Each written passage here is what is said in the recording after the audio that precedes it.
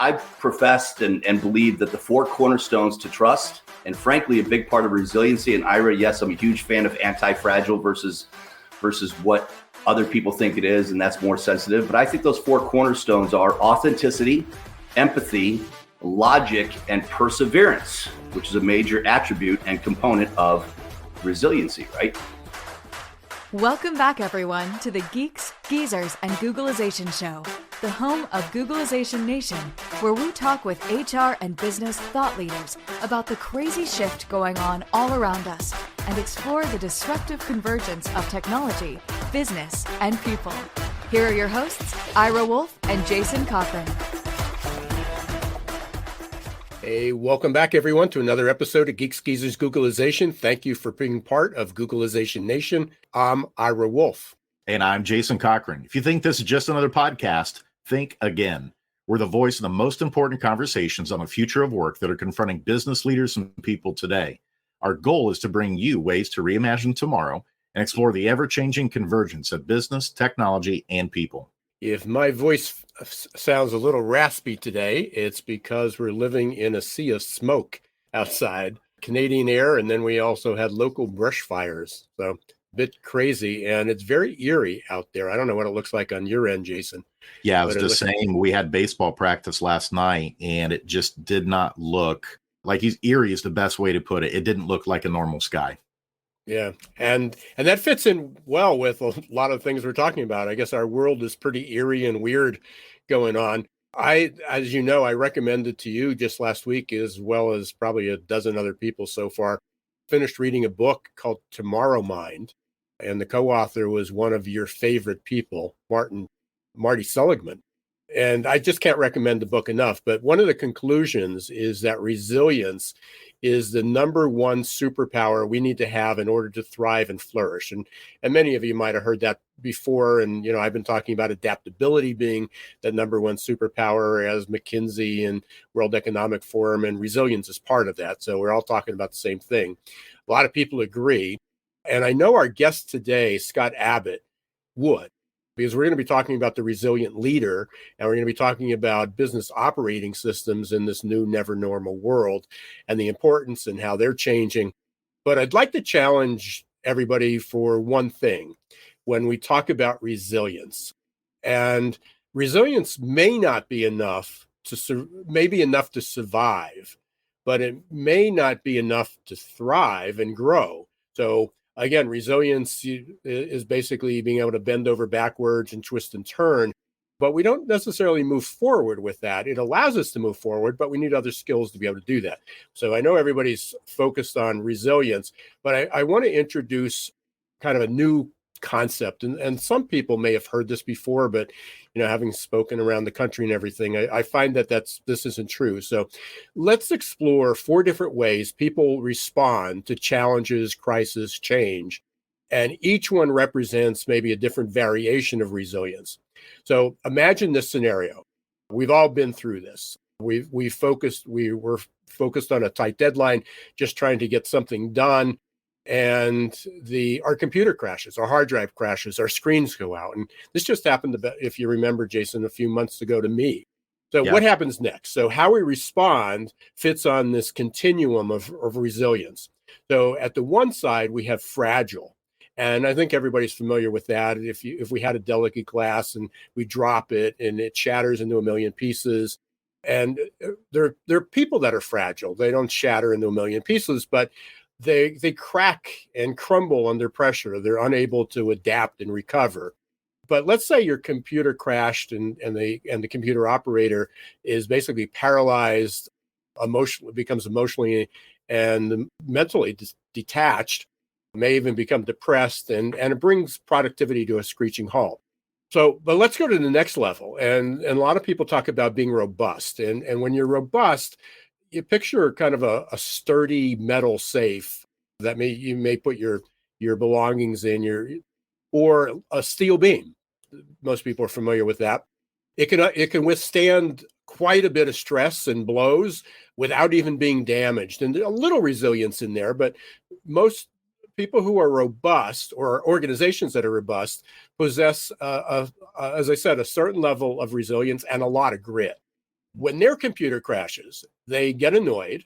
They quickly find the solution. They pull out their backup, they plug it in, and they're off and running again. And oftentimes without skipping a beat. But then we get to resilient, which is the area that most of us talk about. So imagine, the rubber band, or better yet, imagine your coffee's in a plastic cup. We've all been there. And as it's falling, you expect it to shatter, but it doesn't. It bounces. So resilient individuals have the ability to recover and adapt to challenges pretty quickly. Or when their computer crashes, they feel a momentary setback. They take a deep breath. They look for a couple options, and then they just move forward. And like the ball in the cup, they're really no better. They're no stronger afterwards. So now brace yourself. And here's the concept I want to get across today. And I can't wait to hear what Scott's take is on this. That is, if you took, most people think the opposite of fragility is resilience, but it's not. It's actually antifragility. And I didn't come up with that. You can look it up. So what's that look like? So imagine it's pretty windy out here today. Imagining a big tree, and we're watching it bend, but it doesn't break. But at the same time, the stronger the winds and the more that happens, the roots tend to grow, and the tree becomes stronger.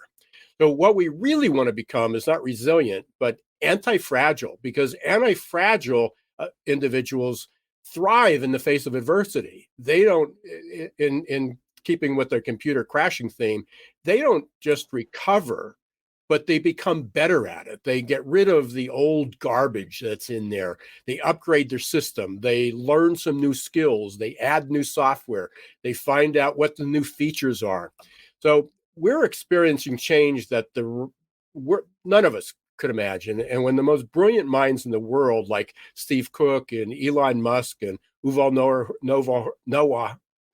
Noah Harari, have been caught off guard by things like ChatGPT, the key difference that we get with anti-fragility is not only do we harness the chaos, do we address it, but we find new opportunities within that for growth. So today we're going to be talking about how do we embrace change and use all these challenges as stepping stones to a better success. So we're really grateful to have Steve today talking about the resilient leader and evolution of business practice operating systems. But first, real quickly, we're going to talk about one of our favorite segments, the perfect labor storm.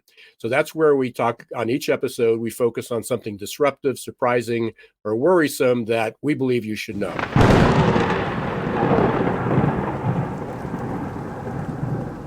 So a couple studies just came out, and Go Business Plan was one of them. And it had a staggering 71% of the world's fastest growing businesses have plans or operating systems. But only 35% of smaller businesses even start them, even take the time to create them. And according to Harvard Business Review, 95% of employees don't understand their company strategy.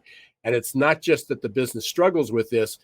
It's not only businesses struggle, but only less than half of nonprofits have a written strategic plan. Yeah, a lot of that is shocking, Ira. And what you just shared made me think back to how things were just 4 years ago. Very few people were working from home. Mental health and well-being in the workplace were reserved only for the companies, really, that were already satisfied with their profit margins. And the concept of something like the Apple Vision Pro, which we just saw was put out just this week and is making quite the waves. The Apple Vision Pro 4 years ago, it would have had one use case, and that was to be used by gamers for immersive gaming environments. But now with how many of us have shifted to remote work, the utilities and use cases of Apple Vision Pro are going to be absolutely incredible. And so this is a brave new world in which we find ourselves, but it's not simply focused on technological advancements. Check this out. Just this week, a company called Time Etc. made the news in a big way. And it was for a very bold and forward-thinking reason. They replaced all of their managers with coaches at a ratio of one coach for every 6 employees. The CEO got the idea for this change by, get this, listening to his people. They told him what they needed in order to work to the best of their abilities, and that list included things such as goal setting, feedback, personal and professional development opportunities, and autonomy. So the CEO, Barnaby Lashbrook, he recognized that what they were communicating was a need for a coach, not a manager. So talk about updating a core element of your business operating system. And I share that to suggest that, yes, there's going to be some practices or processes that we keep in the future of work in terms of what it means to run optimal businesses, but there's going to be other concepts, for instance, like maybe the concept of managers, that may become obsolete and give way to better practices and processes. But underneath it all, this needs to be codified and easily understood and executable by all team members, including in the future, AI agents.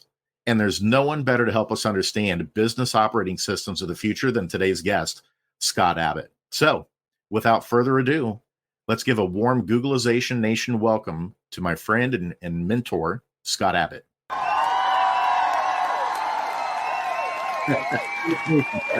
I can't see all those people clapping, but I'm sure they're there somewhere. And thank you for that. Thanks, guys. They absolutely are. Absolutely. Well, we're thrilled to have you on today, Scott. And as you heard, there's a lot going on in the world, as you well know. But maybe before we get into the meatier elements of what we talk about today, let's just kick things off by letting our listeners know a little bit about you and the work that you do and how you came to become one of the world's foremost gurus on helping businesses create the right operating systems. Well, guru is a big word. Thank you. One of my values is humble confidence. And so I would say guru, maybe not, but certainly am doing my best to be as knowledgeable as I can when it comes to business operating systems and moreover, the best mechanics, principles, strategies to help people succeed and prosper in business, work, and life. So Ira, with your intro, and Jason with your comments and having listened to the show before, love the theme, love the purpose, the why of the show and what you guys are all about. So first and foremost, thank you for having me. Thank you for the show. All of us are better off for it. So I appreciate that. Yeah. So, 35 years in business, 57 on this earth. I can, probably say my purpose, cause, passion, borderline obsession, and given your intro, borderline activism is helping companies and moreover, the owners and the leadership teams of those companies do as best they can in, yes, business, work, and life. And because of some of the dynamics of the world today and this word systems, which seems to get both thrown on the bus and it's a pejorative and the good and the bad, I do believe, as Isadora Sharp, the founder of Four Seasons Hotel, said, systemize the predictable, dehumanize the exceptional. I actually believe that the more intentional and focused and disciplined and rigorous and resilient and all that good stuff you are on good systems, the more we actually free ourselves up to be better human beings. So that's my obsession today. I do it as an advisor, as a coach, as an investor, as all the above. And at the same time, I try to have some fun in life and take care of my family and friends.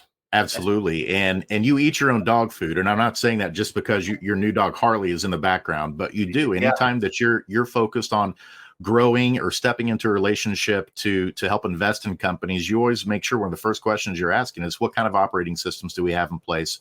What do we need to do here? So a question for you, you heard at the outset in our segment, The Perfect Labor Storm, there's still so few companies, surprisingly, that are still running on an operating system of some kind. In your wisdom and expertise, why is that the case? Well, truth be told, every company is running on a system. And we believe there are 5 definitions of those systems. But I would say to your data, 90+% of them are what we call an accidental system, meaning that by happenstance, they decided, they just started working from the way that they do what they do. So everybody's running on a system. The question is it a great system? Is it built for them specifically in terms of who they want to be, where they want to go? How does it bring together all of the 9 core competencies and the elements around people and structure and goals and productivity and all that good stuff, right? So, I like to joke, everybody's on a system in work and life. The question is, how good of a system is it? And with that, I mean, if people are running on accidental OS, then how do we get them from accidental OS into a better operating system? And maybe even tie into that, Scott, before we get too deep into this, We may have some listeners that are like, okay, I'm hearing you guys talk about an operating system. Well, what is that? What So is maybe it? start with a definition of an operating system and then an example of what a good one might be. Yeah, a good business operating system brings together, I said earlier, the 9 core competencies, but it effectively ensures that your vision, the way you execute, produce, and get things done, the way you measure, manage, and report, the way you ensure collaboration, culture, teamwork, alignment, especially in this virtual hybrid world, is organized. It's documented. It's measurable. There's an old quote attributed to Ronald Reagan, although if you watch the TV show Chernobyl, he took it from the Russians and then he used it kind of against them. But that quote is trust but verify.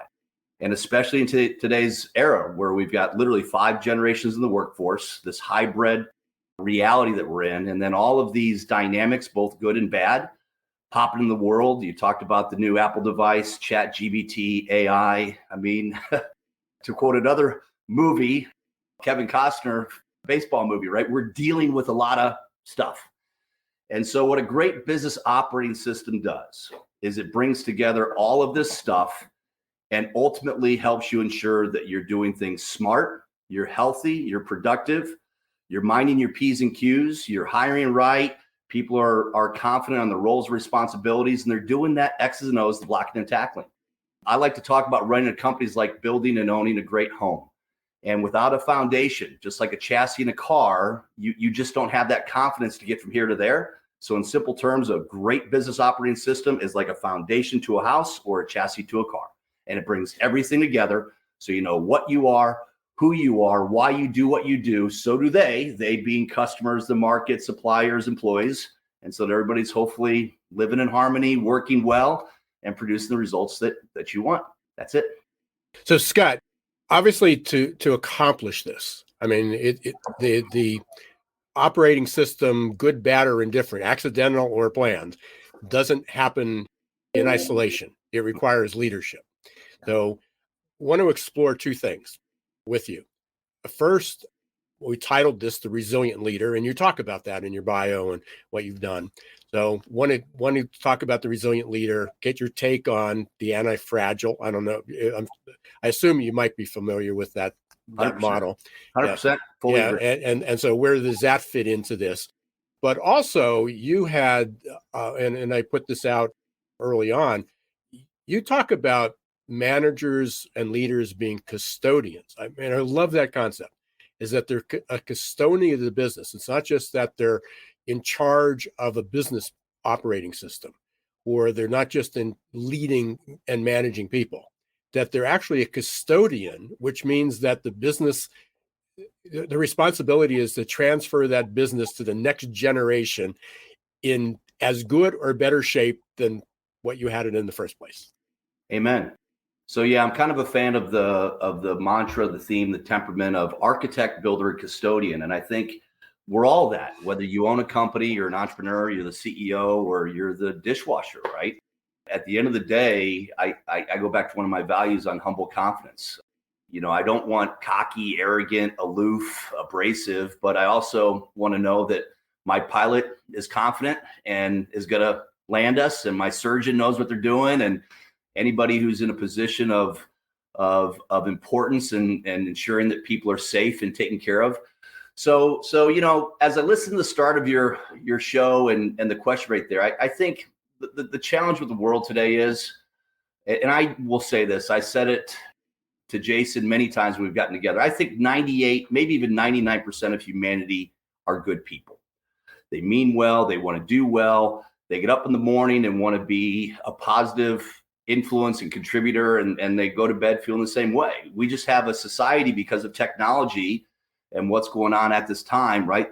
Life and business go in seasons where it seems like we got all this finger pointing, but it's just a small minority. Unfortunately, in a world of billions, and just in the States, 350 million, 1% of 350 million, still a lot of people that are doing goofy, nutty things. And so I think at the end of the day, this concept of what's it take, it's all of the above. Jim Collins has been very forthright on this one. It's vision, it's brawn, it's head, it's heart, it's planning, it's strategy. And so a big theme for me is and both. And I think when you talk about management, I get the idea of coaching, but not everybody's a great coach. And there's a challenge that I have with that one. If you're not equipped and qualified, I've actually seen people get the label and assigned a coach, and they actually screw things up. So I believe in what's called LMTA, leadership, management, teamwork, and accountability. And if you have a great system where you blend context and content, you're able to accentuate and nurture and develop decent leaders into really good leaders. And on the inverse, right, management isn't a negative, it's a positive. Because really what you are, Ira, to your point, is you're a steward, you're a custodian.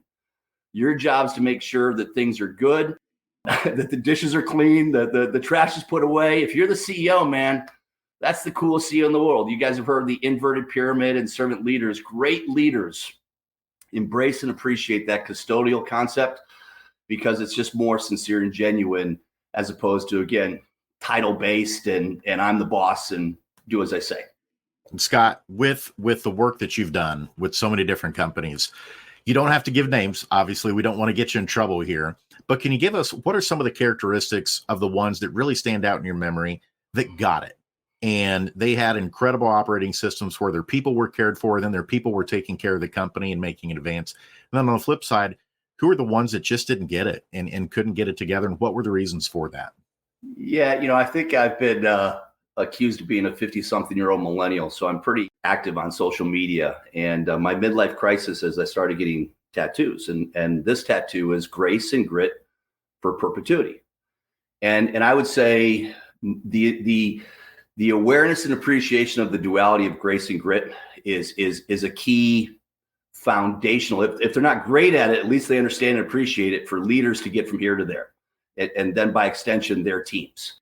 I think, again, back to concepts around leadership, management, teamwork, and accountability, but I've professed and believed that the four cornerstones to trust, and frankly, a big part of resiliency, and Ira, yes, I'm a huge fan of antifragile versus what other people think it is, and that's more sensitive. But I think those four cornerstones are authenticity, empathy, logic, and perseverance, which is a major attribute and component of resiliency, right? And so when I check in with a prospective client or an investment, and I want to get under the skin and go deeper than the spreadsheets and the business plans, guys, I'm trying to go into the DNA side of things. I'm wanting to know what makes them tick. I'm wanting to know, can I trust and entrust their head and their heart? Again, back to the concept of stewardship and custodians.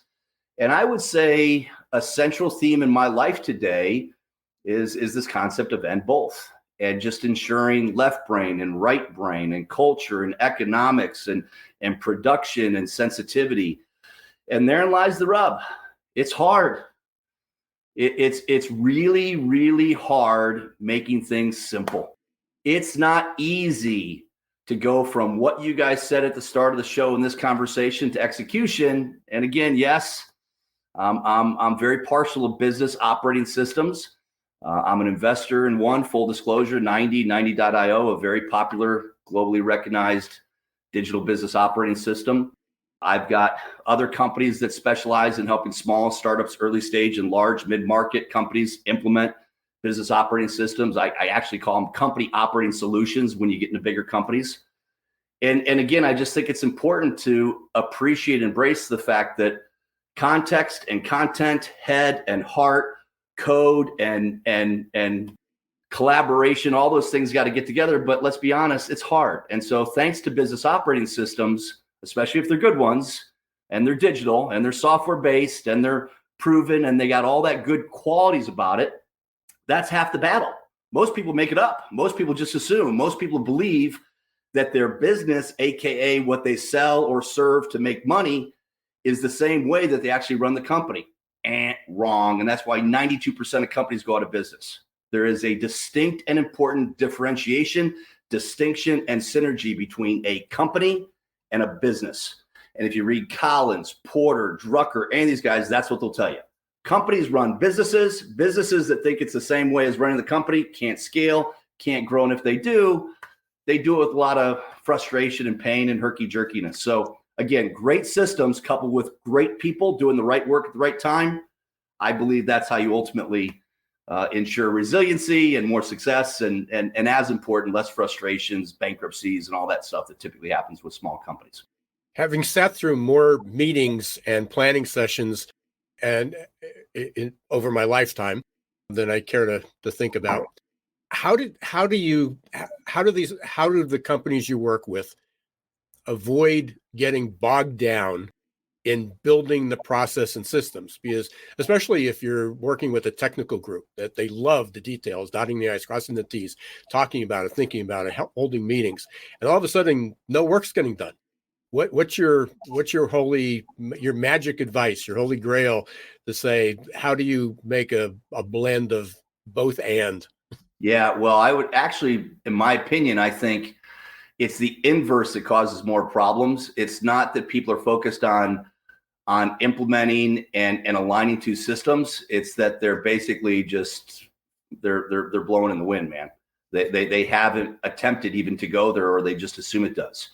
So, again, not to overtoot our business operating system at 90 and what we do at Boss Up and Straticos, but to your point, this concept of compartmentalization and ensuring that you have structure and protocol and frankly rules. This is another thing about society today. It's like systems and rules have become bad. No, actually, if you think about the world we live in, without systems and rules, it would be absolute chaos.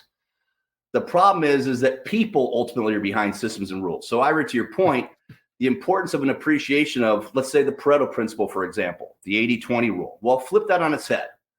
We know, and it's been proven, that on average, 20% of most companies do every day in and day out generates 80% of the results. And so what I would advocate for is let's get that 20% that generates the 80 down right. Why do we hire smart people if we tell them exactly what to do every day?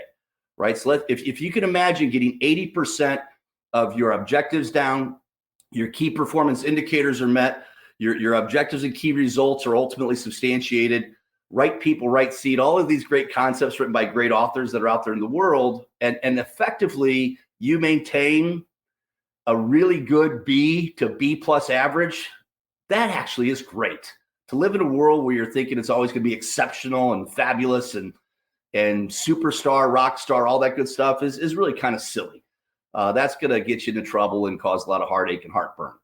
So to your point, Ira, if you've got a good system, not only will it help you to figure out what is the right weight, amount, and literal input that you do in terms of your vision and execution and structure and scoring and reporting and measurements, and big one is meetings.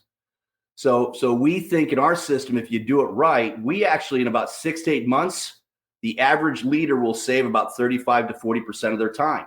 Because, Ira, while they're doing and running and working really good in a system, that also frees them up. They're going to have a lot less meetings. They're going to have a lot less interruptions. The whole concept of rocks, everybody's heard this concept of rocks. A rock is a project, program, or initiative that you're prioritizing to get done, give or take in the quarter. It comes from Stephen Covey. And Covey had this concept of an aquarium with rocks, pebbles, sand, and water. And that's basically the elements that are in your world.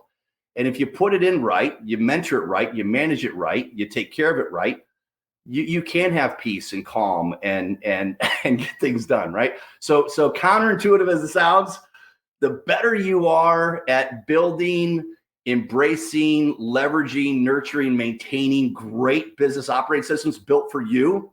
Be careful of the ones that say it's all about them and their book and their way, because it isn't. It should be about you, not them. But when you build a business operating system built for you and it does what you want, how you want it, man, I'm telling you, food tastes better. There's more hours in the day. You can spend more time at home. And I'm very sincere. You said don't mention names, but on average, I've helped 100 plus companies. I think each owner would tell you, yeah, 25 to 35 plus of my time. Now I'm biased. I'm like what I like to think of myself as a humanitarian capitalist. So of that time savings, put 50% back in the company, grow it, scale it, do more, and then do what you want to do with the other time. Serve in the community, join a not-for-profit, go spend more time with your family and kids, think about other things. But yeah, I would just close on this and say, I hear you. Systems imply, wow, a lot, meetings and structure. That's bureaucratic rubbish. Yeah, it can be, but if you do it right, it's actually freeing And as Jocko Willink says, discipline equals freedom. And that's what happens with a great business operating system. We've been listening to and having a conversation with Scott Abbott. You're listening to the Geeks, Geezers, and Googlization show. We're talking about business operating systems, resiliency, antifragility. You blew over something earlier on, and we're going to do this as soon as we come back from the break, Scott. You mentioned competencies and skills, but you kind of just blew it off. I'm going to come back to it because that's my thing, and talk about what are some of the skills and abilities that people need to build a thriving, flourishing organization, to build these, but also to, I love your quote in the beginning, to humanize the exceptional. Not your quote, but Isidore Sharp's quote, to humanize the exceptional. And how do we do that? And how do we do that through a business operating system? Now we're going to take a quick break. We're going to talk about growth mindset for a second, and we will be right back. Are your employees feeling stuck and just showing up for a paycheck? Is your workforce working harder to get back to normal than adapting to the future? It's time to help them break their addiction to certainty and develop a growth mindset. Developed by one of the world's top-rated future of work thought leaders, AQ Plus Mindset is a powerful tool to help your employees embrace change, adapt faster, and grow on the job. Conveniently delivered to any smartphone or laptop in easy-to-digest 5 to 10-minute lessons. Managers can sit back and watch employee attitude shift towards growth and innovation in just 30 days. Are you ready to help your employees thrive in this ever-changing, never-normal world? Encourage them to show more grit, resilience, adaptability, and unlock their potential? The journey to a growth-filled future starts with a growth mindset. Visit aqplusmindset.com or call 484-373-4300.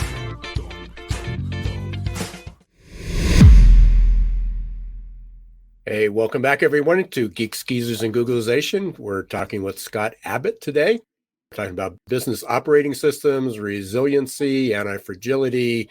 And before the break, I got to let in with this.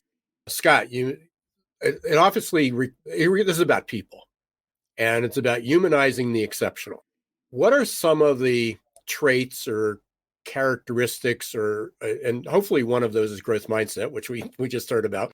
But what are some of the other skills and ability or traits that you've seen, kind of across the board that people either need to develop or, they're naturally gifted at it? It means to leverage that. Yeah. Well, by the way, props to your little explanation of one of the companies here, but I love the words and a lot of that is at the heart of your question and an answer.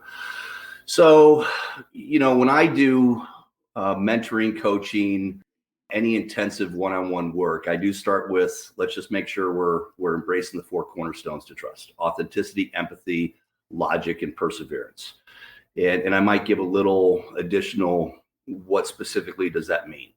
And I genuinely believe if you start with that as the foundation, the protocol, if you will, the agreement, right? Expectations are kind of lazy. Agreements are more, I'm with you. And if you acknowledge that agreement, so the best way to go is expectation, agreement, acknowledgement. And if we acknowledge that those are the 4 cornerstones, that sets us on the right path. But if you're looking to more of that, qualitative, in addition to specific credentials around business acumen or a specific competency and skill in accounting or engineering, logistics, shipping, inventory, what have you, growth mindset, a willingness, a readiness to learn, to listen, to evolve, right? We live in a society that's pushing and promoting instant gratification. I think you've probably heard this one before. The destination is the journey. Evolution, not revolution. And unfortunately, because society and media is colliding with reality, and that reality is it takes time. And so intestinal fortitude, which is like perseverance, an element of being anti-fragile and resilient. So really, I think at the end of the day, it's a readiness and willingness to evolve, a readiness and willingness to listen and learn. We could go back to the mindset around custodials and stewardship and genuine, authentic willingness to lead with humility, but confidence. And I said earlier, and I'll say it again, I think this embracement of and both, knowing that typically the truth is somewhere in the middle, and that it's a blend of all of the above. It's complicated, it takes time, but I think, growth mindset, but just a realistic mindset at the same time is critical to get, from wherever you are to where you want to go, be that in business, work, or life. Scott, I want to start asking some questions now on the back of that regarding the future. So we want you to put your Nostradamus hat on, get your crystal ball out, because there are no wrong answers here, but we want to hear what your predictions are for the future. And specifically thinking about, we cued the conversation to talk about how many people are remote working now, right? And Apple Vision Pro just came out this week, which is going to make it even more possible for people to be productive and do it in a healthier way, working from home, where they're still connected with other people and new in different ways. What does this look like in the future when we're talking about operating systems for people? What are the things that maybe are going to be the same? What are the things that you think are going to be different or possibly change? Yeah.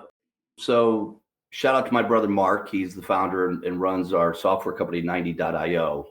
And he's writing a couple of books, but most of them around the theme of work and the new age of work.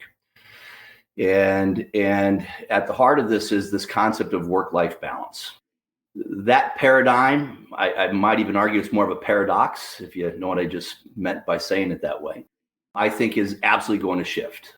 I'm blessed, I'm privileged, I'm fortunate where I'm now at a place in my life now. I've also busted my butt for 35 years to get here, and I continue to bust my butt.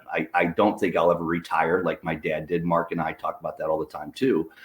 But this new life of virtual hybrid, work from anywhere, respect and appreciate the systems, the structure, the protocol, but also be sensitive to the humans and style and taste. It's a challenge and an opportunity all at the same time. But I think the heart of my answer is I think we might even need a new word or set of words with regard to work and this quote unquote theory of work-life balance. If you love what you do, and you've heard this, that you never work a day in your life. Yeah, man, there's some jobs out there that it's a grind. I mean, I still do jobs that I don't want to do, right? Back to being a custodian. I don't necessarily want to empty stinky trash and pick up puke and take care of the gunk that I got to do, but I do it. In fact, to that last story I just recently did. And so, but I think schools have a big part of this and also have a big problem in this today, and governments and companies. And it's a bigger picture, Jason, is my point here. The reality of the world today and going forward, while a lot of it I think is not going to change, let's not overhype that either, by the way. I think there's so much goodness about what already exists. Let's not throw the baby out the bathwater, as the expression goes. But I do think this dynamic, the fusion of work and life, from where, who, how, when, it's almost like we need a new vocabulary or a new way to describe things, because I just think that's reality. So we talk about work-life balance. You mean life? You with me, guys? And if you have a better, you have a term that I can say instead of work-life balance that fits better for what we think is the world going to? What do you guys, I don't. Do you guys say? I don't have one. All I know is it's felt like over the last 4 years, my context is having 4 sons that are under the age of 9. Every single day, you're just doing what you can to survive. But there are those moments, where I think about the future, not for me, but for them. Like, what's it going to look like for them, in 10 or 15 years when they're quote unquote 18 and able to enter the workforce in some capacity? Are the types of things that they enjoy doing, will there be jobs for it? Or is AI going to be doing it 100% autonomously? Like if they want to be like a social media content manager, it's like, well, sorry, hate to dash your dreams, but most of that's going to be automated by AI. And so you're talking about, back to what you're saying, Scott, you almost feel like you need a new word for it. I totally agree. And I'm not sure what that word is, but it feels like this has been an exceptional time period of what we all collectively have gone through in the last 4 years, and trying to trying to understand even what the next year holds. Who would have thought that this year would have had Apple Vision Pro with all of its capabilities and Chat GPT? Just something new every week. Yeah. Ira, what do you have to say? Well, I'll hyphenate it so it's one word and meets your qualification. Never normal. And again, it probably needs more involvement than that. But when Jason was talking, it was like, what's the world going to be? It's going to be never normal. What are jobs going to be? Never normal. What are we going to do? Never normal. Now it's what are the functions in a never normal world? We're still figuring that out, but that's why I think, to your point, what we need to teach better and what we need to focus on is people call it soft stuff. I don't think it's soft stuff. I think it's the hard stuff and the hardest, right? Power stuff. Attitude. I've been a proponent of this concept called positive pragmatism. I don't want to be a cynic and I don't want to be an optimist. I want to be somewhere in the middle. And I think the duality of I need to work, I need a job, I need an income, I got to figure it out. And back to perseverance and anti-fragile and, being able to fight the good fight and turn the other cheek. And that's where I'm going. I think if I'm a cliche, metaphor, allegory, analogy kind of guy, guilty as charged. And you know why those are all around still? Because they still fit. And I think this goes back to context over code. We do it in all of our business operating system classes. We do it in our workshops. Boss Up, for example, my new company helping startups and small businesses implement 90 OS, our proprietary flagship business operating system from 90. We spend 2 days, 14 plus hours, and we never touch code. It's all context. Now we help them implement the context that goes into the code that has the content, right? You with me? But the code, the UX, UI, that's the easy stuff. What's the hard stuff? This conversation, right? And how do we go from this conversation and make this literal?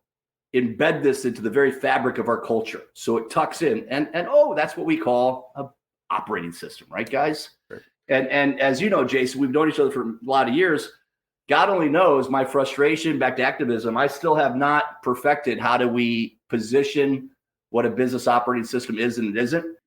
I've got a book called Level Up to Pro and did a TED talk on it. And I talk about a personal accountability system. So I would just say, obviously, I've got my perspective of the world that I embrace. Doesn't make it everybody's. But I do believe to the question, to the heart of the issue, and moreover, where we're going, if we can embrace and understand that we do need structure, we do need rigor, we need principles, we need rules, we need literal machinery, mechanics to drive, to go, to get from here to there. And we also need to embrace and understand the soft stuff, if you will, right? Your attitude, your temperament. And we got to figure out how to package this in. I'll tell you guys, back to work. This data may be somewhat off, but I'm just going to give you the ballpark. I read this not too long ago, and you talk about a concerning statistic. Gen X, and I'm on the higher end of Gen X. Let's just say baby boomers, for all intents and purposes, we have 5 generations in the world and even in the workforce, right? Great generation, baby boomers, Gen X, millennials, and now Z. Well, I believe statistically speaking in the United States, Gen X is almost 50% the size of baby boomers and millennials. That's correct. And so what that means is our shelf life, because we're humans, is half the time in politics, in business, in religion, in healthcare. And if we are not stewards and custodians and passing it on, if we're not responsible for planting seeds under which the shade of the tree we shall not sleep. And Jason, this is where I have a little bit of a problem on the initial concept you presented today, that this company went out and hired a bunch of coaches and got rid of the other people. A coach in title only can actually be more dangerous than it can be beneficial. Trust me on this one. I spend my life in this area. Just because I wave a magic card that says thou art coach does not make me one. In fact, speaking of anti-fragile, I've seen a lot of people mess people up, maybe with good intentions, but it's like pushing Humpty Dumpty and not knowing how to put them back together again. So we could go data all day long, but that's one, guys. You tell me that if we have half the shelf life in this one generation and we're not implementing, paying it forward, being custodians to the next, and that group's not then getting the type of mentorship and coaching that it needs, if you think we got some issues now, and that actually is where I probably have more concerns is on that data point than a lot of the other ones that are out there in the world today. We just dove into a really robust conversation here. Unfortunately, regretfully, we're almost out of time. What I would say, though, is when you're talking, two things. When you're talking about kind of the new word or the new definition for work, and we're talking about generations, the shift is that we've moved from my generation as an older baby boomer of living to work to live. And that sort of sums it up. And what does that look like? And what's that transition? The other part of that you mentioned about you'll probably never retire, either will I, which Jason knows and most people know. But I heard this the other day. It's not about career retirement or retiring from your job. It's skill retirement. It's that there's skills we had that we need to retire. And then you go on the next phase, even if you're not working. There's just a whole new skill set you had. And the soft skills, we grew up. I mean, soft skills were soft skills, communication, team building, collaboration, emotional intelligence was a soft skill. The new term for them is power skills. They're power skills, and they really are, because it's what's going to differentiate them. Well, and to your point on this one, right? Those transcend vocation per se. Those transcend. I'm an engineer. I'm an HVAC implementer. I'm a doctor. I'm a lawyer, right? And that's why I think that term of soft is actually, it needs to be almost inverted, to your point, Ira. Right. Yeah. Before we dive into our lightning round questions and some of the questions that Jason has for you, I always like to kind of end this segment with one question. And the question is, what should we have asked you that we didn't?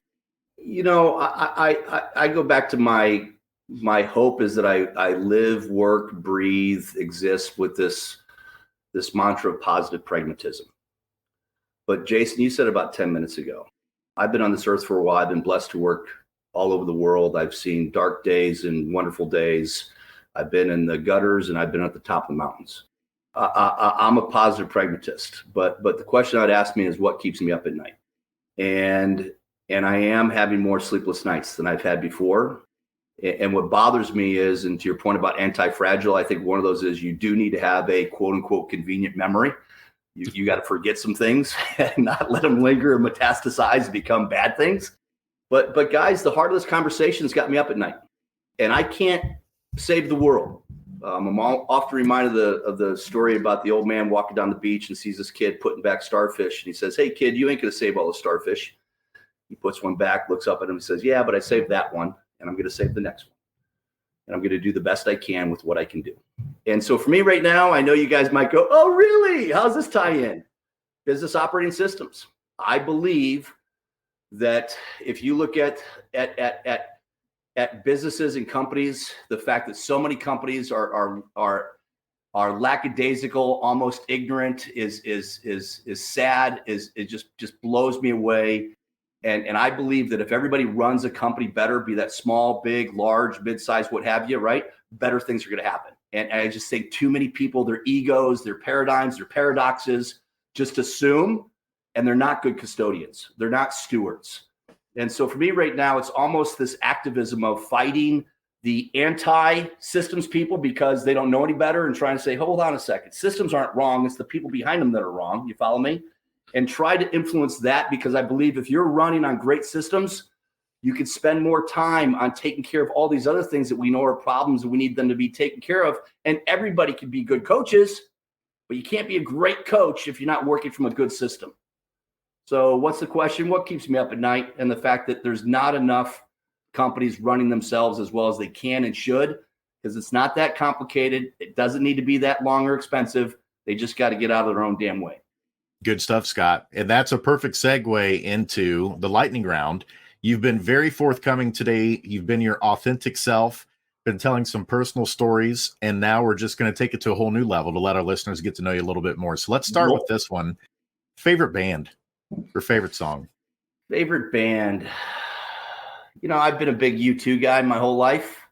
I do have some I'd love to have a couple of bourbons with Bono. I think sometimes he tends to, speaking of one side of the street and the other, but I'm just a big U2 guy. My generation, it's how I grew up. So And the list is long in terms of the songs that I rock out with. Right now, lately, I've been a great Chris Stapleton fan. I've been doing most of my workouts, my runs, and my drive time with Chris Stapleton. I was so inspired by his singing the national anthem at the Super Bowl. It was so freaking cool. So, but U2's my tried and true number one. I love it. I love it. And both of those, first time those have been mentioned on the show. So kudos to you, Scott. You brought it. Yeah, first time. How about this? If there's one person in the history of the world that you could spend the day with, who would it be? You guys are going to make me cry because I actually was thinking about this earlier today. I know what my answer is, and it's not corny, it's not cliche, and thank God I'm going to see him next week. It's my dad. He's my hero. Fortunately, a well-doing mid-80s guy, but I know I've heard this question before, from the Jesus to Malcolm X and everybody in between, and I think they're all great, but honestly, gang, my dad. I'll take any day of the week, any day of the year, anytime with my dad. I love that, and your dad would be proud to hear that, I'm sure. And that'll be a great trip that you have next week to spend time with him.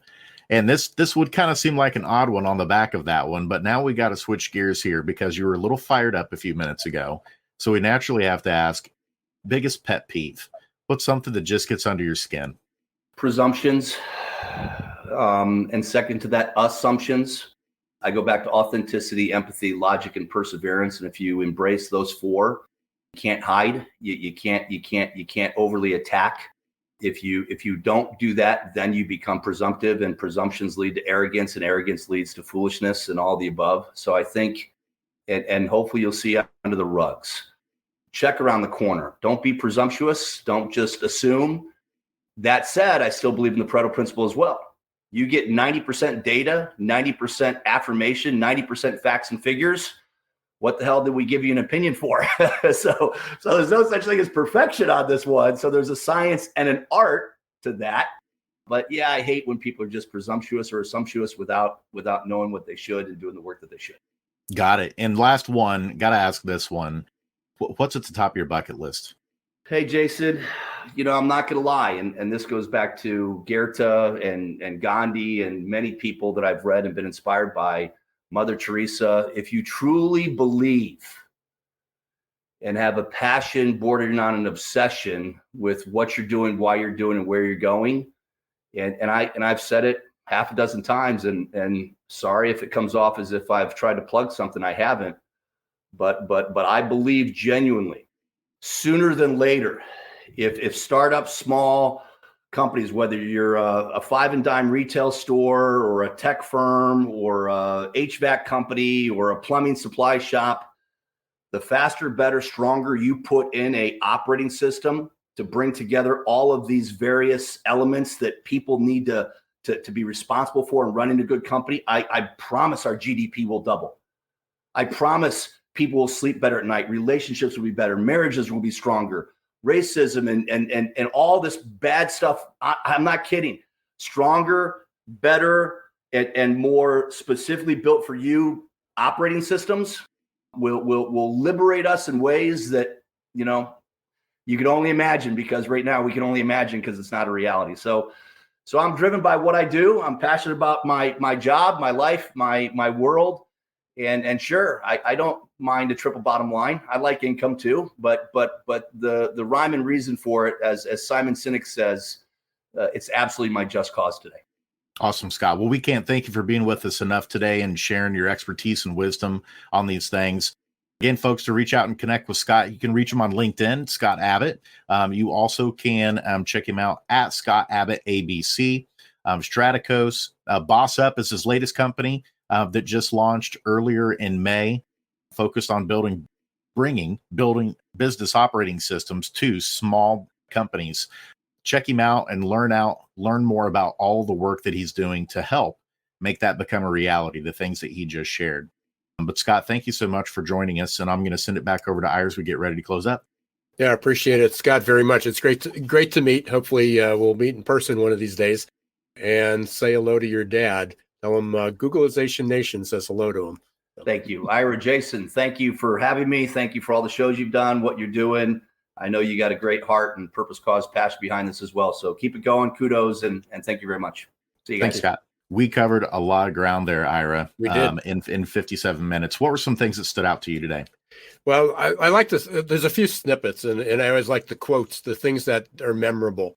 The one was where Scott started with a quote from Israel Sharp, CEO of Four Seasons: "Systemize the predictable, humanize the exceptional." That I had to look it up because I missed the first part when he said it. An accident that everybody has a business operating system, but I love the accidental OS. Because there's Accidental OS, right? a lot of it is there. Talked a little bit about the custodian, fits in line with servant leadership. So that'll resonate with a lot of people. Your company is not equal to your business. People use those interchangeably. And the final one that I jotted down was convenient memory. Right. I love that. Yeah, those were several of the same ones that I wrote down. One additional one for me that's really going to stick is discipline equals freedom. He mentioned this several times that unfortunately the word discipline has gotten almost a pejorative kind of context to it now, that having a set of rules or guidelines or things somehow can be restrictive. But when it comes to business, if you don't have those in place, then it's really hard to achieve the vision in order to be able to provide for the people who are working inside the company. And so it really is an ecosystem where everything has to be working together. And what we know, not just from the military, but in all aspects of life, is that requires some discipline. If we want to be physically healthy in our lives, it requires discipline. It requires going to the gym on days when we want to use the excuse of not feeling like it.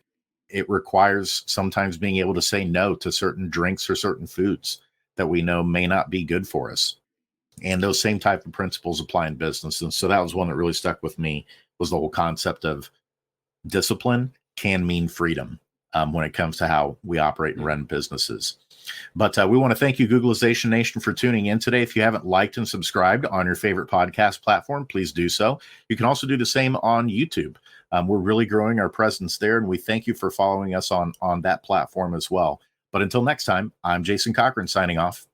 And I'm Ira Wolf. Thanks very much for listening or watching to Geeks, Geezers, and Googleization.